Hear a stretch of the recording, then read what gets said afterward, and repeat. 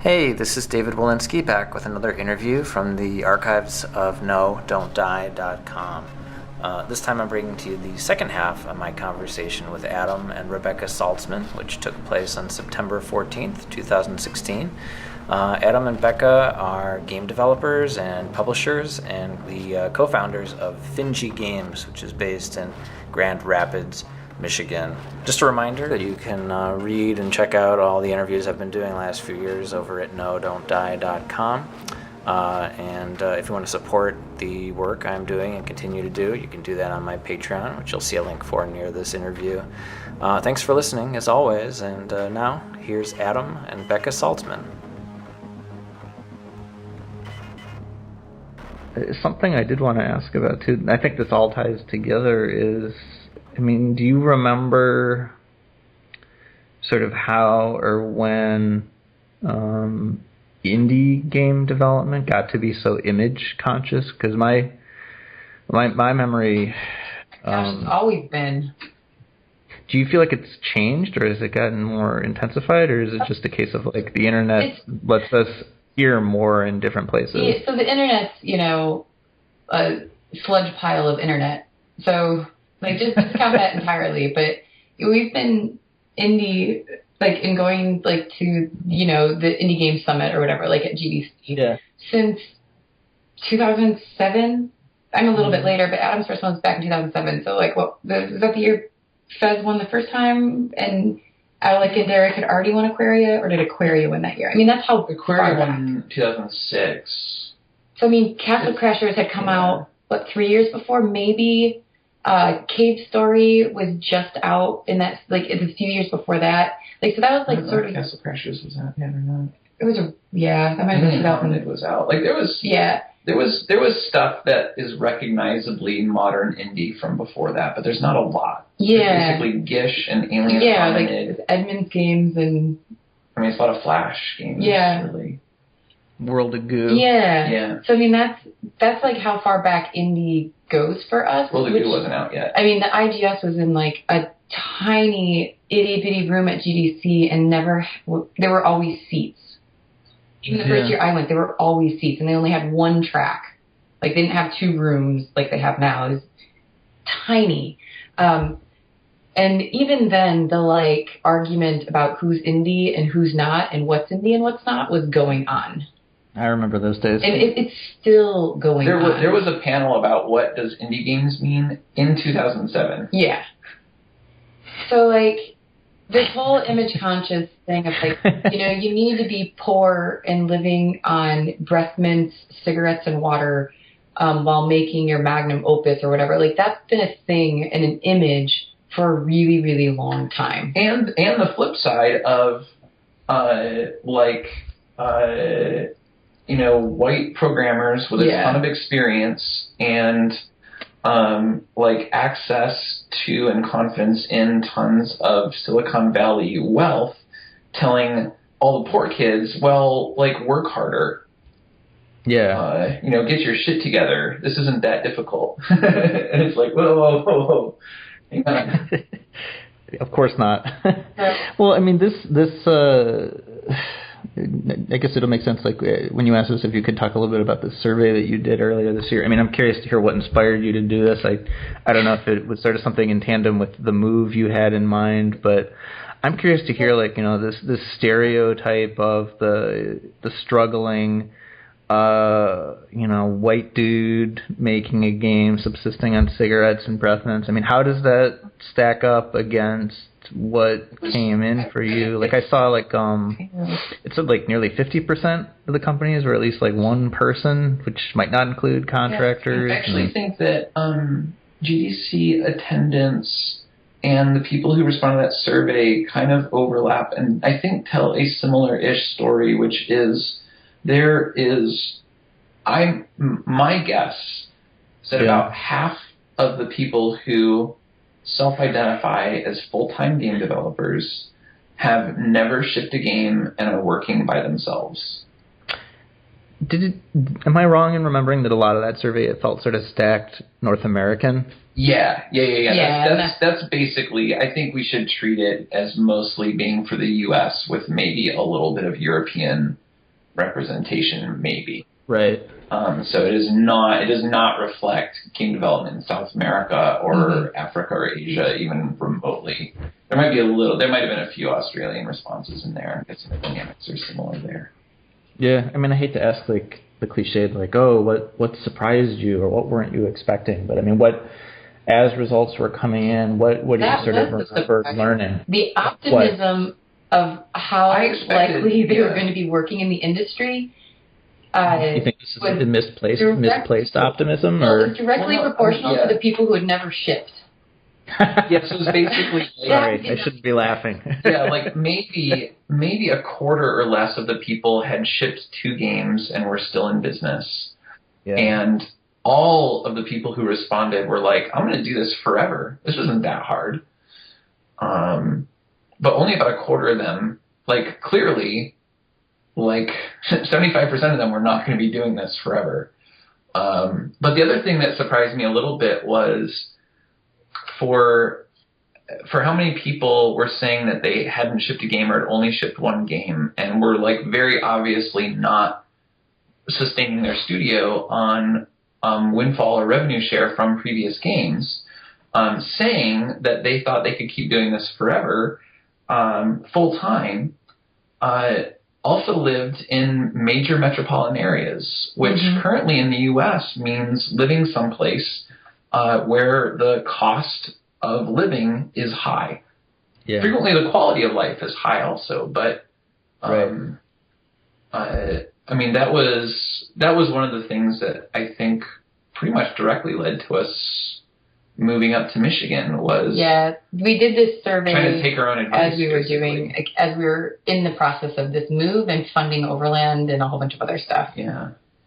What inspired you to do it? I mean, was it research in part for help planning your move, or was there something else you were trying to get at? We just like to ask questions when we're stressed out about things. I understand. We were doing, I mean, our postmortem, how we funded Overland, is going to be crazy, which we've already written a little bit about a year ago for Adam's Medium article, like in August of last year. But like how it's panned out since then has been, I don't know, kind of crazy. But we sold our house at a profit in Austin because things have gotten so expensive there, and then put like all the money down on our next house. But then we had this sort of windfall of money, and we've been using this as a bridge loan. So we were curious, we're doing this crazy stuff at like a pretty high level of privilege because we owned a house. How the heck is everyone else in a city where housing is in high demand, et cetera, et cetera? Yeah. So we were going through the motions of doing this, and we kept talking to each other. And this also stems from several other years of conversations we've had with indies at GDC. Like, I just quit my job, I'm going full indie, and like, well, how much money do you have? And like, those conversations always leave us in a panic for that human that we were. Yeah. Why do I need money to live? Yeah. Well, they don't have enough. Yeah. And they should have gotten farther along. Like where like we I don't know if it was like our path into the industry or naturally cultivated fear or something, but like crazy responsibility ingrained in us. If your definition of success is simply not failing or not having to quit, I shouldn't say not failing. If your definition of success is you don't have to quit the game industry, you can keep going somehow. The notion of considering yourself to be a full-time game developer who's never shipped a game, is super confident that you'll be able to do this forever, that all seems to run at, and living in a place where the cost of living is high. Like, all that stuff piles up to me to be like really, I don't want to crush anybody's dreams. Like, I don't feel like crush anybody's spirit or anything, but like, it's valuable to know. Everybody to keep making games. I want everybody to not have to quit, and I think it felt like a lot of the responses and a lot of how people are approaching making commercial games or thinking of themselves as commercial game developers it sure felt like half of them were going to have to quit real soon. And that just makes me sad. I mean, I think it's valuable to know, what the risks are, because if it is as image conscious as we're saying and success stories are sculpted as they are, it's hard to know, like what might happen and why it might happen to you. But everyone has rosy colored glasses on. I mean, no one would have a second child if they really remembered what it was like having a first one. And it's the same thing. If we knew how much work Overland was going to be, we would never have made it. Like, if we had any idea, and like, Adam's an idealist, but like, I counter that quite a bit with like worry, my gloom and doom. I have a lot of gloom and doom to balance it out, to bring Adam down from the clouds. It takes a lot. It does. So like, this survey came out of like our like realism and our doom and gloom of like we've been here a while, and if we're struggling with alternate revenue and the ability to access financing and our contract work, and we're leaving a city that's like in our blood to move to a place that has winter and not great food at restaurants, but close to family. Mediocre tacos, at least. Terrible tacos. If we're going to my brother was born in Ann Arbor. I know what you're talking about. We're going to be leaving a place that like we love, and all of our friends are there. Like, what the heck else is everyone else doing? Like, how are they living in these places and managing to make it work? And like, what sort of, I remember the feeling like as stuff was coming back in, and I'm like, it's probably not going to work. It's the same for, people on my side of the aisle, with writers. Oh my gosh, yeah. I mean, I think this is something that, people sort of nebulously blame the internet, but it's a ecosystem where, the choices that the younger people make do affect the people that have been in it for a long time as well. But I mean, something you had mentioned, I just have, one or two more for you here, but I think it's exacerbated in the game industry, because you were mentioning, Adam, that there's just a lot of regressive hiring and management policies that sort of, they only favor the people who are in right now. Yeah. I think probably games media does this as well. I think a lot, maybe it's just the economy. I feel like a lot of places do this, but for people whose dream it is to be in the game industry, or if they feel like, their safety is like, oh, I'll just go get a job. Like, I've talked to so many people who work in AAA for this, who are just like, oh, well, video games are a meritocracy, and if you're really good at what you do, you'll find a job. You won't be wanting for a job. But I noticed the people who say this, they always have like certain types of titles, or their salaries are likely above a certain amount. Like you talk to people who are pretty much set, and they don't understand what everyone's complaining about. Yeah, totally. So can you talk a little bit about what these policies are? Or, I'm not asking you to name companies. You can if you want, but talk about your experiences and trying to get into. Yeah, I mean the classic thing for video games is a lot of the same kind of classic problems for tech, which is this this really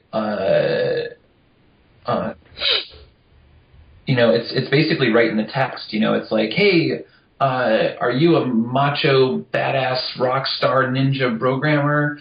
Come prove yourself on the field of battle and, kick asses and take names and and I don't think women are actually put off by the language itself. And there are probably some women who are like, yeah, I'm going to go kick asses and take names. But I think a lot of women understand that is code for as soon as they see that there's a woman's name on the resume, or you step into their office for the in-person interview, that you will be discounted and or rejected on pretty minor pretenses. And so they just won't apply. And we saw a lot of that happen, but there's a bunch of other things going on beyond that. One is because of things like that, women applicants in the game industry tend to be less experienced. And industry experience has always been a nasty catch-22 in the game industry, and it's one of the reasons why we started an indie studio after working in software, is because I couldn't get hired. Like, nobody would hire me, and until we had a friend who like really went out on a limb and put in a good word for an art director somewhere, I never even could get a call back at a game studio, or a response from an HR person even. Like, it was just completely discounting, because I hadn't worked for 5 years at some other studio that had failed first. I went to a conference in Wisconsin, GLS, the Games Learning Summit, and the conference is over. It ended. But it ended with this panel about the thing you're talking about, where sort of what are the expectations of people who are hiring in the game industry after graduates finish school. Have you ever seen the movie Hudsucker Proxy? Oh, yeah. Mm-hmm. Yeah. So you know, like the opening sequence where he's flipping through the newspaper, looking through the want ads, and everyone's looking for, like, you know, all these years of experience. Yeah. They mentioned, at least in Wisconsin, maybe you could speak to this also internationally, since we have talked a lot about North America, but they said that typically, you know, there's this disconnect where people are looking for, at a minimum, like 2 or 3 years of experience in the industry, and in some cases it's like half a decade of experience. But how are you supposed to get that experience? Yeah, and if you can't get that first job for 15 or 20 years. Entry level position, 2 to 3 years experience, like that. It says that. And so, like, and the reason, so like, because we've been changing our own sort of hiring and collaboration practices. Like, I understand a lot of these dynamics. Like, what they're trying to do is they're trying to reduce risk. Right. And they're trying to reduce, part of risk is like onboarding people and getting them used to just super working in a expensive studio, and working on a team and all that stuff. And the idea is that because you hire someone who has experience, that the odds are better that they're going to be able to integrate with your studio and that they'll be able to contribute to your game in a positive way. And the exact same is true for quote-unquote hard skills. So knowledge of specific pieces of game production software, be it 3D modelers or game engines or whatever, as well as specific programming languages, all that stuff. And part of that, too, is these are easy things to compare. Like, as an HR person or whatever, like, you can set aside some of your judgment or personal liability by saying, like, well, this guy has 3 years. This guy's only got 2 years, or whatever. And one of those resumes goes in the trash. And you've made a decision in the best interest of the company, and you can feel really good about yourself. I think most of this is garbage. I've worked with so many people who have so many years of experience and have been in the game industry so long, and their hard skills, their technical skills are good, and everything else that makes those things matter on the team is bad. They're bad at solving problems. They're bad at soft skills, at pitching things that are there to make the game better and not just make them look better. They're bad at knowing, when to interrogate something and when to leave it for later. Like, everything about actually being on a team and actually producing a piece of, like, risky mass media creative art, like, they can't handle this stuff. They can't cope with it. And it turns out that, those skills, which I think are much harder to teach and that people tend to just bring with them, whereas, like, I can teach somebody how to do low poly 3D modeling. It'd be like a boot camp for a few days, and then after that, like, we'll have somebody who has the dumb technical skill they needed, but I've also got someone who is creative and knows how to solve problems and knows how to work on a team, and if you can get both, that's ideal for sure. But in a non-ideal world, in a non-perfect world, if you have to compromise between somebody who has incredible soft skills and a desire to learn new things, and somebody who has a lot of experience and a lot of technical skills, but maybe isn't a good people person, I will I always want to collaborate with the former. And I mean, there are maybe specific hired gun scenarios or something, but yeah. the problem is if we needed to onboard a contractor, if somebody's coming in totally different. to do a specific thing for 2 weeks, like I don't care if they are a super good problem solver necessarily or not. So maybe watching them, we need them to onboard fast, do the work, because they're not going to be part of our family for 2 years while we make some creative new thing. You need the cooler or whatever, the problem solver, the assassin. And I think the problem is that I think in our experience, a lot of the people who are really creative, who are good problem solvers, who are a lot of these people haven't managed to get a lot of experience, and a lot of them are women. Like it's probably at least 50-50 on account of, I don't know, people existing or whatever. These like gung-ho aggressive kind of implicitly or accidentally, male favoring hiring practices kind of have this long-term reinforcing effect where I think... well, you always hear no women applied. Yeah. And how do we get women to apply? It's not that there are no women who want to apply. Like, the problem, if no women applied, it's your problem that no women applied. Correct. Yeah. It is not that there are no women. And you have to follow through. Like, it's a full thing. Like, I know a lot of... I've been hearing stories about, like, Silicon Valley or Bay Area studios that hire women and then later they fire them and they say they're just not a good fit for the studio or whatever, or the women quit because they're like, this sucks. Like, I'm glad I made it through the gauntlet, but working here blows. Because you have to follow through. Like, if you're trying to hire people, if you're trying to hire anyone and say, hey, come join the team, be creative, help solve problems, put your stamp on this thing that we're building together, and they come on and you just micromanage them all the time and don't let them do anything cool, you're at that point, like, even if you do try to hire somebody else, and you say, like, hey, we're a diverse studio and we're hiring, we're looking for diverse applicants with new attitudes and new backgrounds to, help make our creative work better. Where's this going to get around? I don't think anybody's really going to believe that you're being genuine in your offer.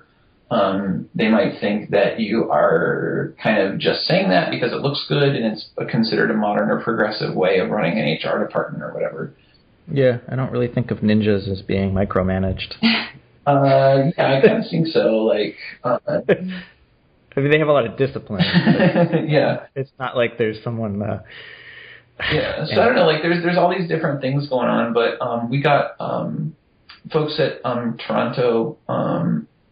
especially Henry Faber from Bento Miso and his collaborators, Jenny and Cecily. We all got connected a couple years ago, and then I went back to them and asked a bunch of questions and got a bunch of really great guidance on how to do a better job of how to essentially show that you're willing to follow through in the way that you write your hiring or your job post.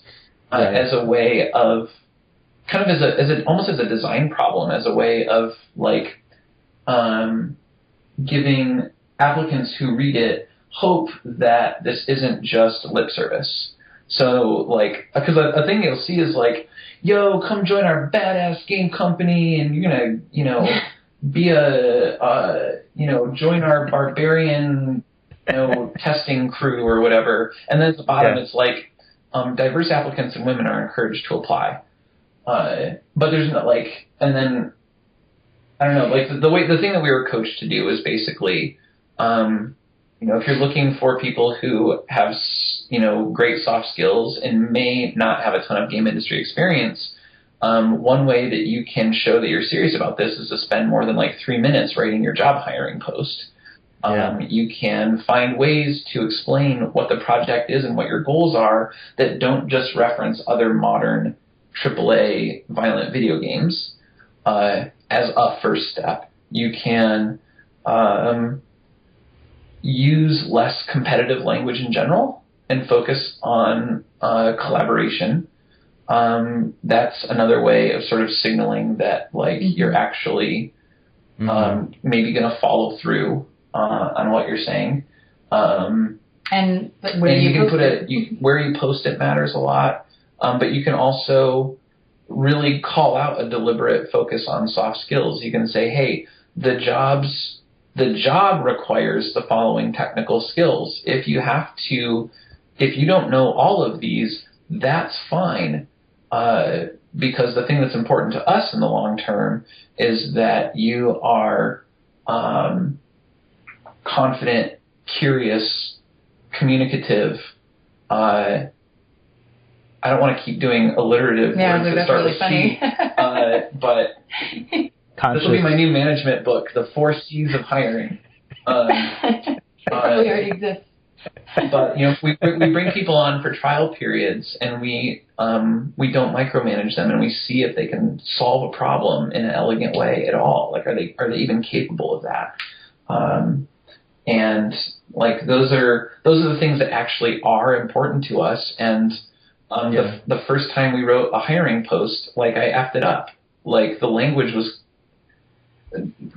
implicitly and explicitly communicating a lot of things that weren't actually important to us, and it was skewing the applicants that we got.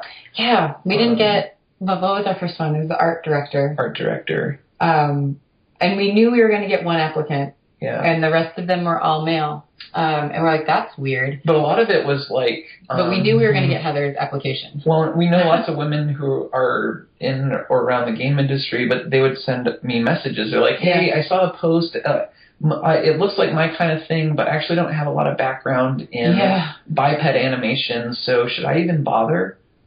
I'm like, yeah, bother. Send me your stuff. You're amazing. And then I went through the post, and I was like, oh, yeah, it actually does say you need to do this or go away. And then the Toronto crew actually approached Adam directly. Yeah. They're like, guys. Yeah, Bento Miso and Henry reached out to me, not vice versa, and were like, do you want to... We can help you. Well, you had said, why am I not getting any women or people of color? Like, nobody is applying. And we weren't even, it wasn't even that overt. Like, I knew it was not cool to say we're looking for rock stars or whatever, and I would never say that anyway, but we weren't being...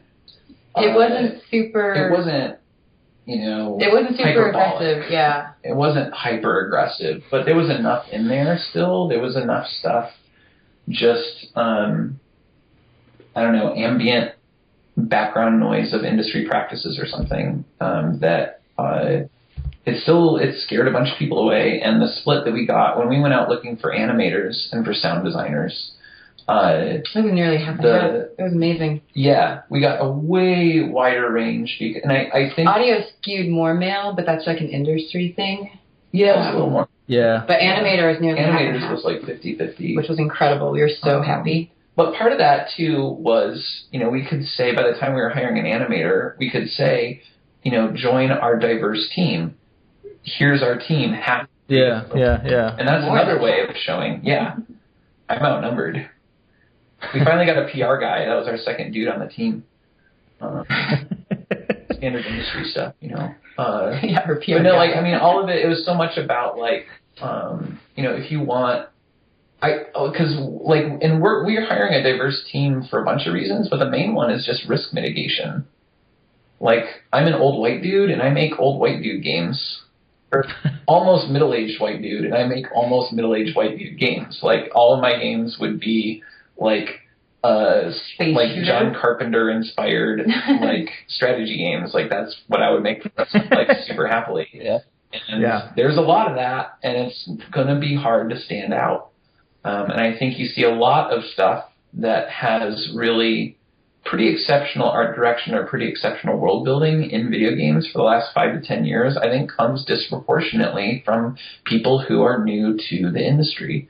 I mean, that was true as far back as Half-Life 2. They were like, hey, let's hire an Eastern European architect to be the art director for this game. And that's a decision. That does something. those things have an effect. And that guy still is working on, he still works on Dishonored, which still has some of the awesomest, weirdest world building out there. I mean, look at Supergiant, right? Like, Bastion to Transistor to Pyre. It's like consistently some of the awesomest art direction. And it's not a, Firewatch's art director was a graphic designer who hadn't touched a video game before in his life. Night in the Woods art director is the first time his background is in animation. I don't know. I guess what I'm saying is I feel like as a small studio, like one of the most effective things you can do is have a diverse team on purpose and make something that stands out on purpose. And it's harder than it looks. Overall, we should probably clarify diverse too, because people are like, oh, well, you only want women, and that's actually not the case, or you only want people of color. Like, diverse, like, our focus is diverse in background and vision. And, like, in order to get that diversity in background and vision, you need to make sure that no human is excluded from the actual job posting. Like, right. We talk a lot about, like, we both are, like, grew up white, middle-class, rural Michigan kids. And then we both went to the same sort of college, and we have a very, especially since we've been together so long, a very similar track. And, like, how can we get an outside vision from who we are as people? And that means that you can't exclude anyone in your job postings. Well, I think there's, like, some people from our background are still doing really awesome creative work. It's just, like, it's a struggle for me. Like, after doing it for 10 years, like, I want new collaborators and new ideas coming in here because, I don't know, it's a high bar out there right now. And we don't have as a small studio, it's hard to do other things. And honestly, this whole process, like, I feel like people talk about changing your hiring practices as being this, like, insurmountable obstacle. I think we spent 6 hours on it or something. Oh, yeah, tops. It's just a matter of actually spending those 6 hours instead of spending, like, 6 minutes. Yeah. And in that 6 hours, we did a whole bunch of other things. Or, like, when the applications or the resumes or whatever comes in, Adam blocks out all, like, information about who the people are. So he blinds. Yeah. He makes everything blind for us. And especially that's for the especially in the art and sound tests and animation tests. All distinguishing characteristics of who those people are. Like, I knew who the 6 animators were, and I knew who the sound people were as they came in. But when I listened to the soundscapes and I looked at the animations, I had no idea who that was assigned to, which is really important in the indie space, and you've been in the indie space for a while. Our friends are very good friends, especially in audio. Like, 4, one who eventually became a really good friend, but 3 longtime friends and previous collaborators were in that pile. Because they were the best. Our audio, we brought in like 12 or something. There's so many audio people. But we had to make them blind because, yeah, we want to work with those people someday, but are we going to be blinded because we love that person? Right. Or because their soundscape is the best? And, like, it was really, really fascinating, especially with sound, how I fought for somebody else, which Jocelyn knows, but everyone else fought for Jocelyn. But we didn't know who those people were while we were fighting for them, which was amazing. Well, so speaking of soft skills, and this will be my second to last one, are you guys still good on time? Yeah. Okay, good. I don't want to take up your whole morning. Well, so speaking of soft skills, I had emailed this question over. We haven't really talked a ton about the media landscape. I'm just curious how you feel that the games media sort of lacks empathy for people who make games. It doesn't have to only be reviews. I don't know if... I guess... What do you mean by... I guess I don't understand the question. The thing that I see, I wouldn't describe that way, and I might be misunderstanding what you're driving at, but, like, what I see is what I see all over the game industry with, platforms and stores and, enthusiast and journalism outlets and blogs and Twitter and all that stuff, but like most of what I see is essentially there's a couple of things, but there's like, where do people's interests overlap and where do people have skin in the game? And so obviously like No Man's Sky is something that we've been talking about and thinking about a lot around our studio lately, because we're in the process of marketing something and trying to figure out how much to hype it up and all that stuff. But like, I feel like a lot of video game media is pretty complicit in what happened, in a way that I think is not super excusable. I mean, so like developer promises are one thing, but then knowing that as a journalism outlet that you can lean on that hype and blow it up and have, get fans rabid and coming back for more. And it's win-win. If the game comes out and it's amazing, then you can write 50 more articles about it. And if the game comes out and it's a fiasco, then you can write 50 articles about how it's a fiasco. And like, the fact that you were instrumental in, affecting whether or not it's a fiasco, ends up being, if not beside the point, like... Well, this is actually a thing, even we talk about it a lot with stars and why are people so obsessed with celebrity scandal, just as like a cultural thing, and how the media responds to this. How they build kings, but there's nothing better than tearing a king down. But they were the ones who built the king in the first place. And there's been a lot of stuff about this, just as like a cultural phenomena, and as if you go and look into any like media scholar stuff, like media studies and stuff, aside from like the effects of violence in every media form possible, there's a whole bunch of writing right now about how the media builds kings and then tears them down, and how that intersects with culture and society. Well, we used to, go out in the field and plant crops and harvest crops. I don't know if there was an episode of South Park about this a few years ago, which even if you're not a fan of South Park, it's worth watching. Yeah. It's about Britney Spears and all this stuff. It's worth watching. I mean, so like, but I'm almost less concerned with the fact that this happens, because it's a total human thing, but it's more like, it's not having skin in the game. So, not having, my empathy concern would be not that people are like, this game has bugs, that's stupid. Like, that's always going to happen unless you sit and do this for 2 years. And even when you do sit and do it for 2 years, I still think our next game is going to be easy to make and not have that many bugs, right? It's the lie you have to tell yourself in order to do this, and a lot of but this thing of being complicit in building something up, but then, the developer takes all the heat when it happens, that makes me uneasy. That feels like an unbalanced relationship that's not really ideal. But the same thing happens with stores and stuff too. I mean, our response to that has been pretty measured though. So we're running like a intentionally unhyped early access program. Right. We don't talk about it that much.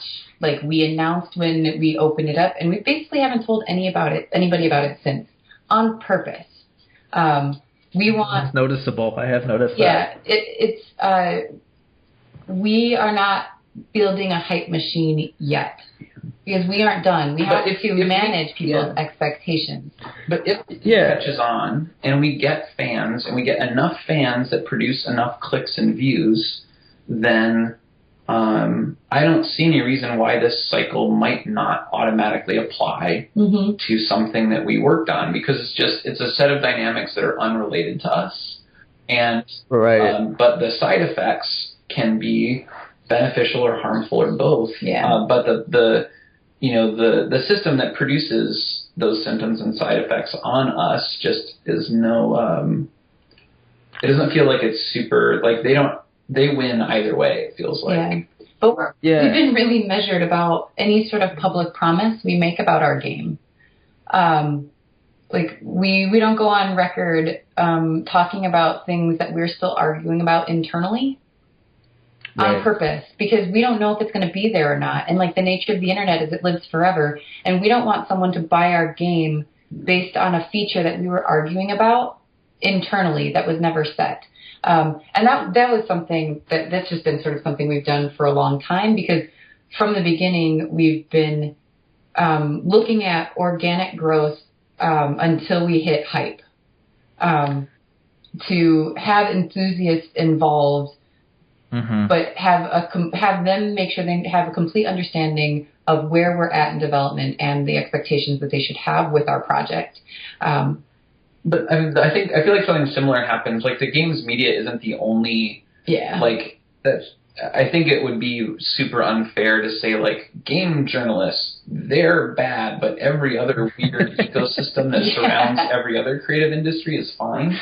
Like, I mean, look at game bundles. Like game bundling over the last few years has just turned into like a pure vulture, no skin in the game. Like almost every company that does that, they come in, they take other people's games, pack them up, sell them for $1, send everybody less than they made off the bundle, and go and do it again, you know? So like the list of people and organizations and companies and structures in and around any passionate creative thing where you have people who are maybe looking to capitalize on that, sometimes in a way so where their interests overlap with yours, but so often either I don't know if they're being, you know, consciously malicious or whatever. I doubt it. Or maybe I'll take the idealist or here. they've talked up in their head like, oh, I'm going to help people. They're good people doing something they love.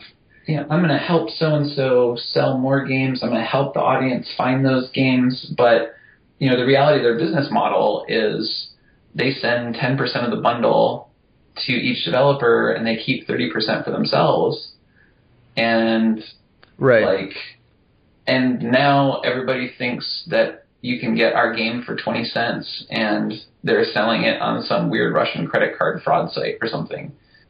So, yeah, I mean, when I ask about lack of empathy, there's nothing specific I was driving at. It's just, I'm always curious to hear from your side of the aisle, like the cycles. The big design thing that always comes up for me is usually it's a discussion about cloning, but like cloning for me really only gets under my skin when you're talking about people who are, I would say, either unconsciously or consciously, like radically undervaluing the journey that someone has to take to find or discover or produce something simple and elegant.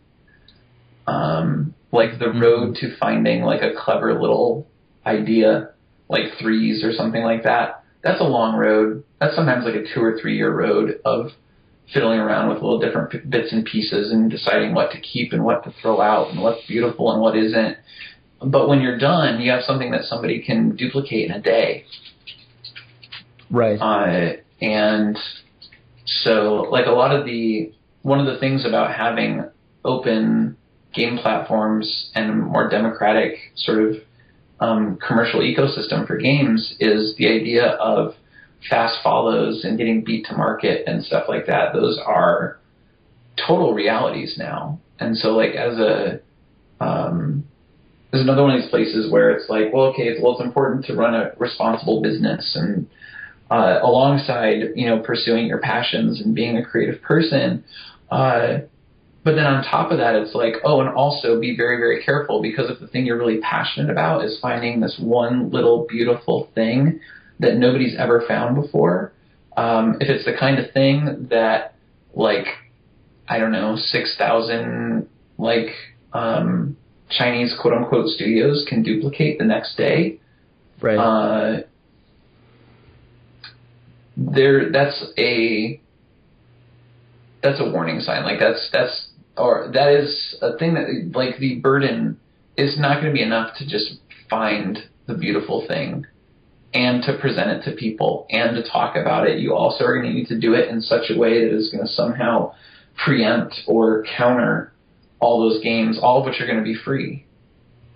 So like there's a lot of, I feel like, I don't know if that's a lack of empathy or a lack of concern or a complete misunderstanding about the design process or something, but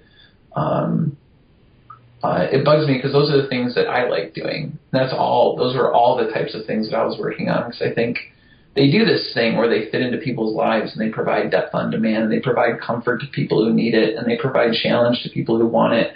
And I love all that stuff. And now we're making this big giant strategy game with 50 million moving parts for PC gamers because it feels really hard to be a responsible business person and pursue the kinds of design that I want to do. Right.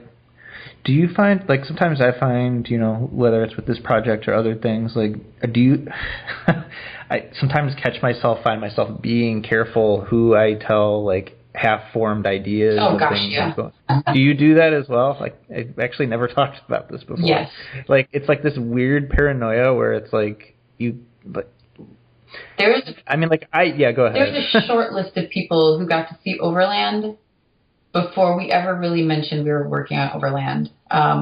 We had it in board game form, and then we had it in like this just horrifyingly ugly grid thing on an iPad that we used to take to our friends, very close friends in Austin, and we would approach them specifically and remove them if they were talking to someone who was talking to someone else that we didn't know. And even when we were running like a very, very, very private alpha, before we did like our paid alpha thing, which was a much bigger game, we were running it just with game developers who are friends. So we would get feedback from other game developers that we asked specifically. So we made mobile games. Our friends' games have been cloned. Our games have been cloned. Like, this is just a thing and a reality of, like, the industry. Adam is, like, such a proponent of, like, open development and let's talk about everything. And I'm like, close it down. We're not talking about anything ever again. No way. So finding, like, this weird happy median is, because we need the feedback early. We need to be able to talk to these people and our friends. But, like, at what point do you open it up? Like, and you open it up at a point where it would take somebody months to figure out exactly what we've done. No, I was sending an email last night to a colleague that I'm friendly with, and I was like, maybe I shouldn't tell him that. I was just like, I don't know. It's just this weird. There's definitely when in doubt, don't say it. Yeah, there are definitely like find someone you trust. Yeah. You need to get it out. Vet it with somebody else. So it's not just me. Nope. This is a thing. This is a thing. Okay. Yeah, when we get together, I'm so grateful when we get together with other developers. Sometimes we have developers, especially in Austin, that would just come through town, or we'll have like if we go to GDC this last year, we just like scheduled dinners every night. So one, we would actually eat. But we scheduled it with friends that we just wanted to sit down and talk to. And like when you're in those situations, you can just, hey, so here's this thing that I've been working on for 2 weeks. You want to see it? And you need somebody to share that with, especially in the early creative process. Right. Like being able to talk through like a business problem you're having, or like there's just some people you can't talk to. And not because they're going to share it or they're nefarious or they're out to get you or anything, but the design thing, and they may not even do it on purpose, but the thing that you talk to them about, like maybe you have a broken prototype that you filed away, or something like, or early prototype or something like that may unintentionally even inform a later design of somebody you don't know very well. Or like there's so many weird things that can happen where it's like, well, dang, like that thing that I was working on, I mean, maybe I shouldn't have shared it with that person because maybe they're building something like it now, or like it can get really weird. And nobody really remembers where the idea came from, like if that happens, which we've seen happen over the years in several different.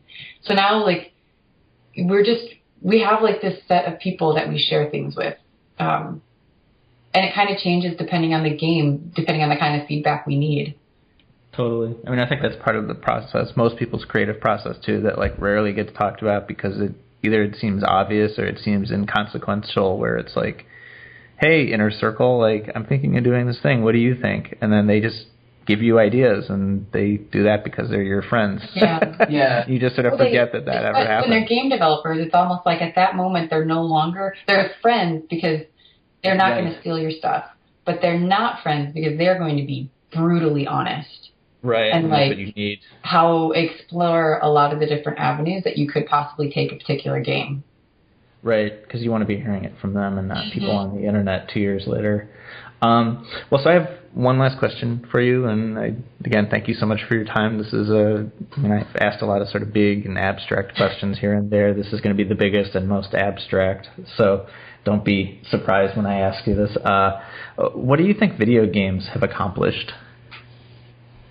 Whoa. Yeah. I wanted to add real quick on the previous one too. Like, Yeah, go ahead. I think Sorry. that question of whether you show things to people, it also depends a lot on what you're making. Like we kept Overland wraps for a while, but half of that was like motivated by shame and not being sure how big the game was. And by the time we figured out how big and complicated it was, we were like, we can show this to everybody now. No one's going to make this. You'd have to be an idiot to work on this game for 3 years like we are doing right now. I don't even know if it's shame, because I think something people sort of forget is, like, no matter what you're working on, it wants to be bad. Like, it's a constant battle at the beginning part of a process where it's even like, the end part of a process.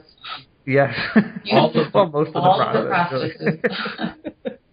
Like, you have to actively push back against that. Otherwise, you're just lazy, and then you act indifferent, and then no one will care. Mm-hmm. So the next questions what have video games given to us? Or I'm sorry. Well, accomplished. I mean, it's intentionally broad. There's nothing specific. I've had plenty of people laugh and say nothing, and then laugh and say everything. You don't have to laugh. You can just sort of go wherever you want with it. For me, like I really like just the concept of history and story, and all of the various ways that you can experience history and story. You know, you can read it and you can watch it and you can have someone tell you it. You can experience it and you can play act it, and that sort of teaches you about yourself and the world around you in a lot of ways. And like even in Mario, like there's a story there. It's not necessarily like a thematic human story or anything like that, but for me, it's another way for like just humans in general to interact with story and history, which is like a foundational aspect and part of being a human.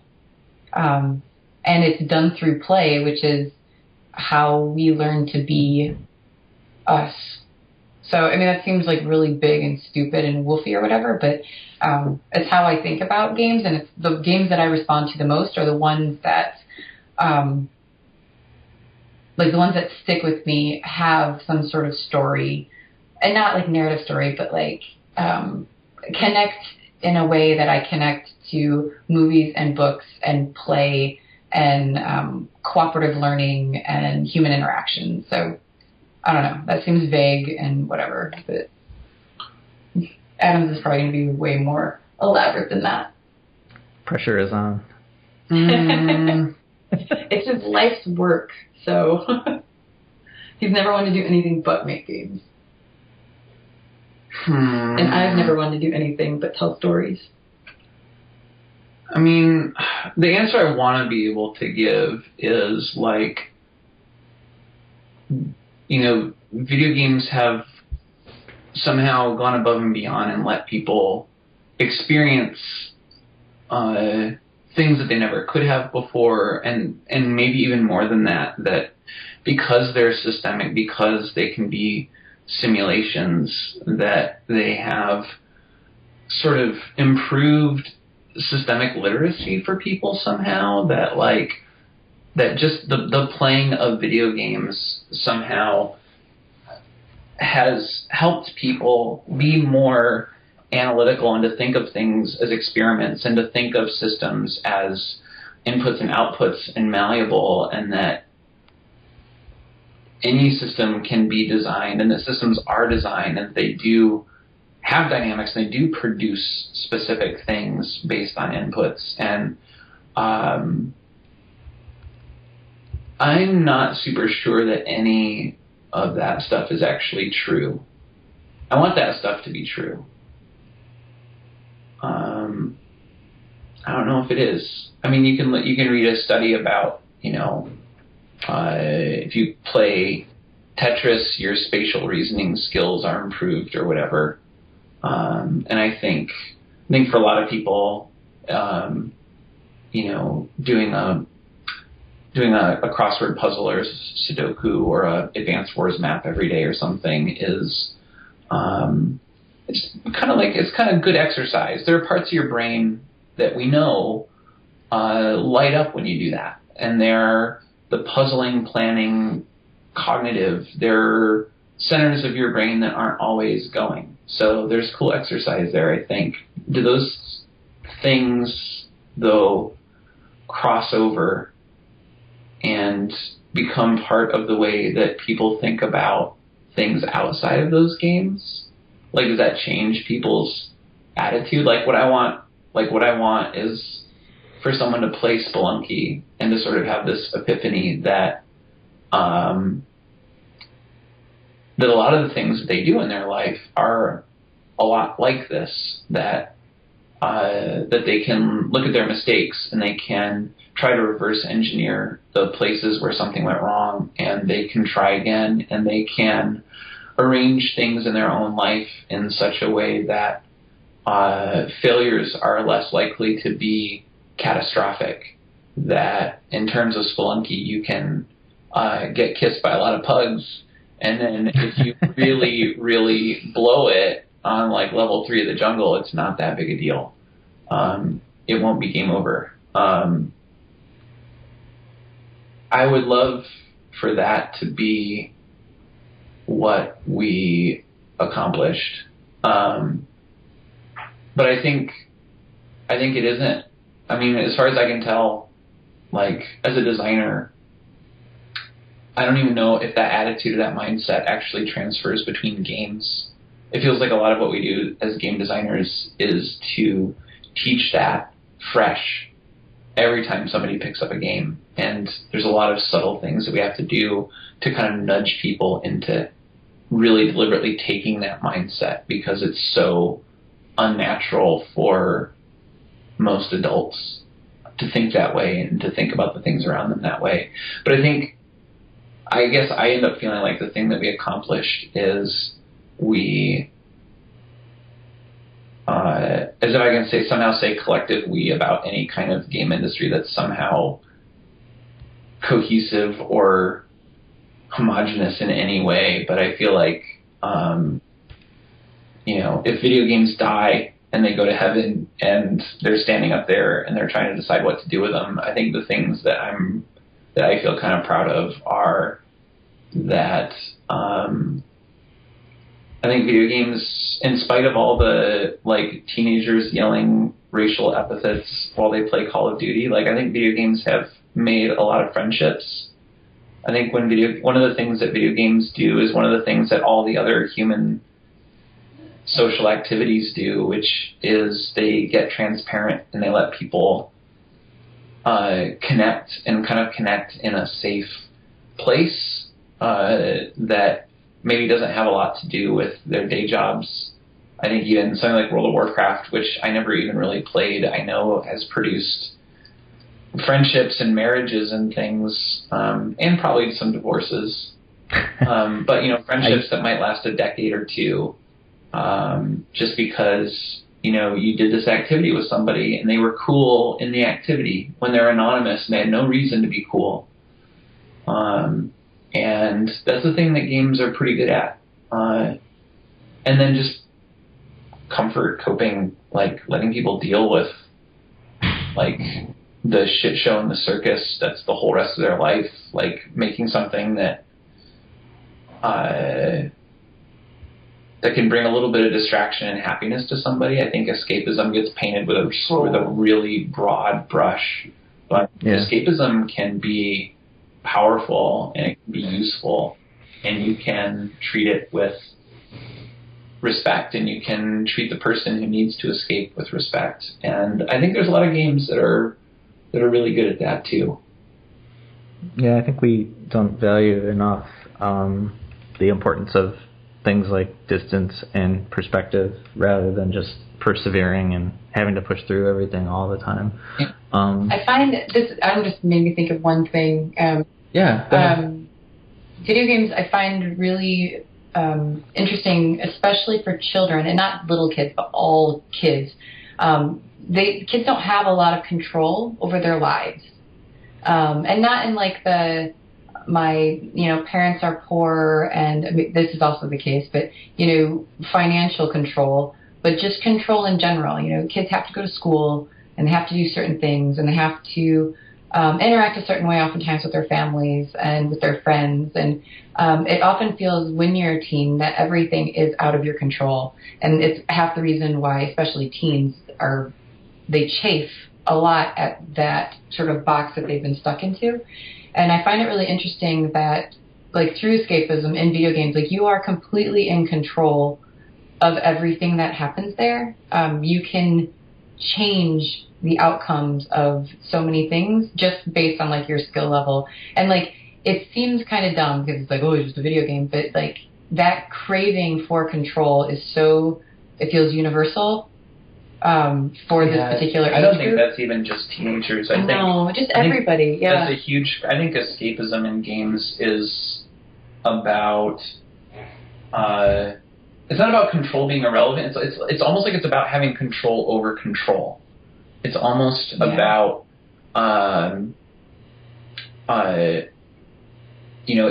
for some people is not having control and responsibility, and you just want to be on a roller coaster where everything explodes and you save the day, and you have an illusion of control that's really comforting and satisfying. And but other things, it's about actually having control over a dang thing for once.